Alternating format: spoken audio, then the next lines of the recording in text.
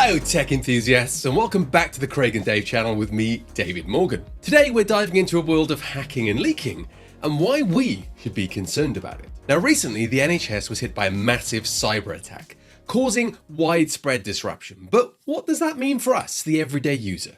Buckle up, because we're about to unravel this complex web with a dose of sarcasm, wit and a lot of enthusiasm. So let's kick things off with a juicy story about a gang of cybercriminals known as Qilin.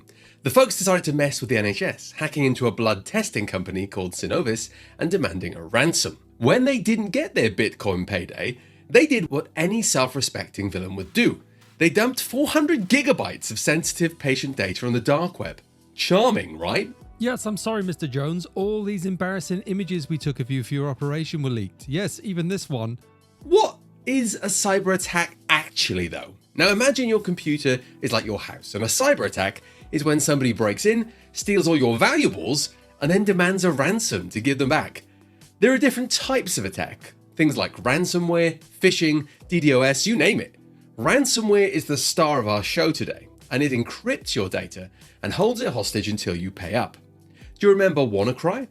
That was like a blockbuster movie of the ransomware world, causing chaos on a global scale. But back to our NHS story. Qilin infiltrated Synovis' system on the 3rd of June.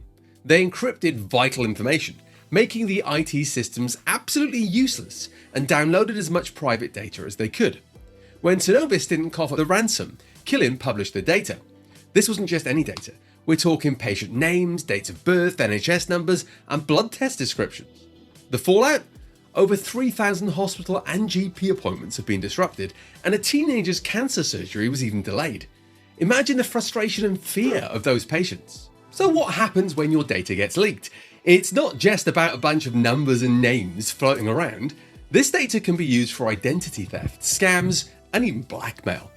Remember the Equifax breach in 2017? Millions of people's personal information was stolen, leading to countless cases of identity theft. Now the psychological impact is huge. Stress, anxiety, and a constant fear of being targeted. It's like living in a horror movie where you're the unsuspecting victim. So why do hackers love attacking healthcare? Well, it's simple. Money and vulnerability.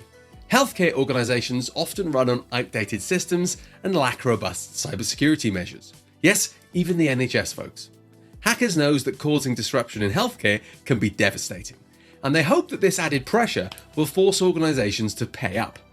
Earlier this year, United Health Group paid a whopping $22 million ransom. That's like dangling a juicy steak in front of a hungry lion. It's bound to attract attention. But it's not all doom and gloom.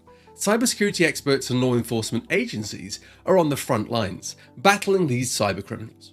Organizations like the National Cybersecurity Center work tirelessly to protect our data.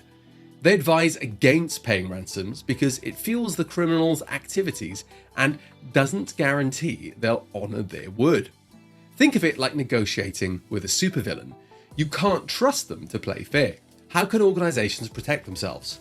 It starts with updating systems, making regular backups, and training employees to recognize threats. It's called cyber hygiene, keeping everything clean and secure. Imagine your computer as your body. You wouldn't go months without washing your hands, right? Right, Brian? You wouldn't go months without washing your hands, would you, Brian? No, you wouldn't, Brian, would you? No. Brian. It's the same principle here, but applied to cybersecurity. We also want to regularly update and make sure we keep vigilance in our use of computers. What about us, the users? Well, there are simple steps we can take to protect our data. We want to use strong and unique passwords for each account. None of this password 123 nonsense.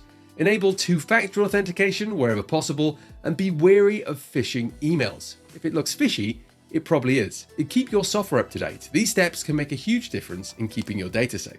But the reality is, honestly, as soon as you hand your data over to a third party like the NHS, you've got to hope that they're working with the high standards of security you'd want them to. Nan! Nan! Nan! They know your password is Mike Ranson is the best, 123. You'll need to change it.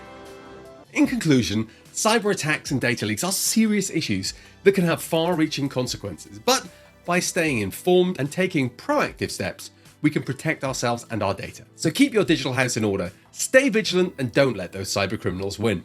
To summarise, the Qilin gang's NHS cyber attack released 400 gigabytes of sensitive patient data, disrupting medical services. Healthcare is often targeted due to outdated systems and high stakes, making it lucrative for criminals. Organisations need better cybersecurity, and individuals should practice good cyber hygiene. Law enforcement and experts fight these threats. Staying informed and vigilant is crucial. And remember, it's not about if we'll be attacked, but when.